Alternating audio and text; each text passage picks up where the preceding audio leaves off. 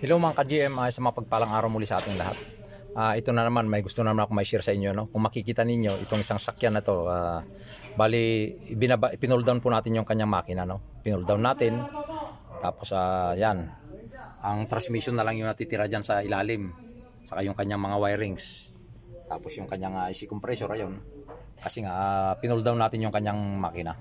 Ngayon, ang modelo ng sakyan na to mga ka-GM, isa itong NB350 2021 model. So yan, tignan natin yung loob. Yan po, 13-seater na NB350 ito. Ngayon yung mga pyesa niya dyan, nandyan na siya. Nilagay natin dyan sa loob. Tapos pinull down natin yung makina. Ipapakita ko sa inyo mga ka-GM para magkaroon din kayo ng idea sa mga gatong problema na sakyan, no? At maging maging maalaga tayo sa ating mga sakyan para hindi mangyari yung mga gatong problema na sakyan. Ngayon, kasi ito, pagka ganito, mapapalaki yung gastos niyo mga ka-GM. Kailangan ang sakyan ay nasa proper maintenance. Tapos on time sa service kung kailangan ng servicean, ganon. Tapos ipa-check natin yung mga dapat na ipa-check, no? So ayan po, ipapakita ko po sa inyo. Like and share po sa ating mga videos para magkaroon din po ng idea yung iba.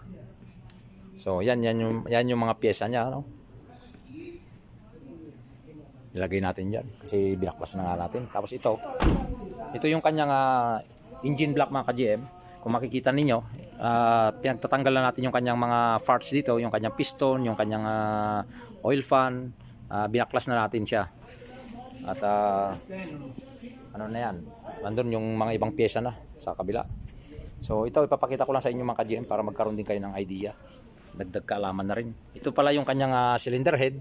Ngayon tong kanyang cylinder head ipapadala natin sa machine shop yan para ma-check nila at ma-diagnose kung may crack siya. Kasi ang nangyari sa makina nito ay engine overheat. Ngayon ito papakita ko rin sa yung piston niya.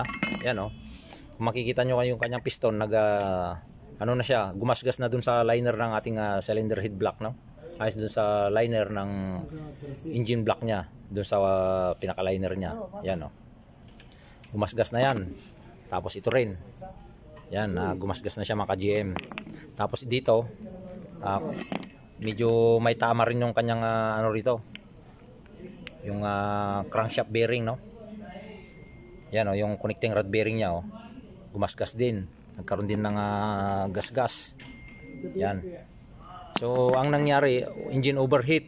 Ang nangyari kasi dito mga ka-GM, kaya kailangan ng proper maintenance sa sasakyan para hindi po matulad sa inyo dito itong ganitong pangyayari, no? Kasi mapapalaki yung gastos ninyo. At isa pala itong diesel engine na YD25 yung modelo. Tapos ang nangyari kasi ito, naputulan ng drive belt. Ngayon, yung customer natin ay patuloy pa rin niyang tinakbo yung sakyan niya. Siyempre, pagka wala ng drive belt mga ka-GM, ang mangyayari nun, mag-engine overheat talaga. Kasi nga, yung ating water pump sa sakyan ay wala na siyang, hindi na yun iikot. Wala na magpapaikot sa kanya, dun sa kanyang water pump.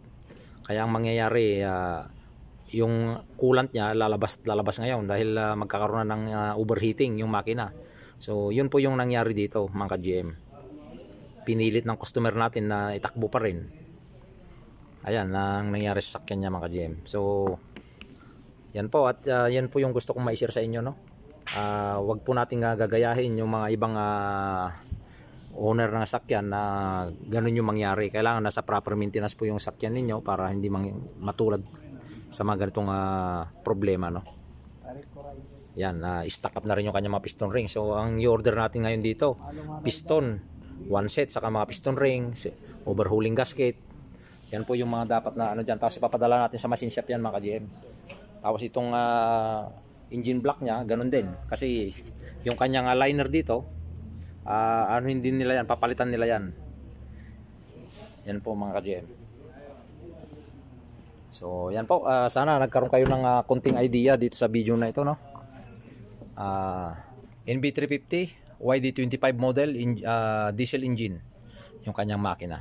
So ayan, pinagbabaklas na natin yung mga parts niya dyan. Okay, maraming salamat po sa patuloy na suporta. At i-update ko po kayo mga ka-GM pagka dumating yung mga pyesa natin at naayos na yung sa machine shop. I-update ko po kayo sa ating pagbuo ng makina na ito, no?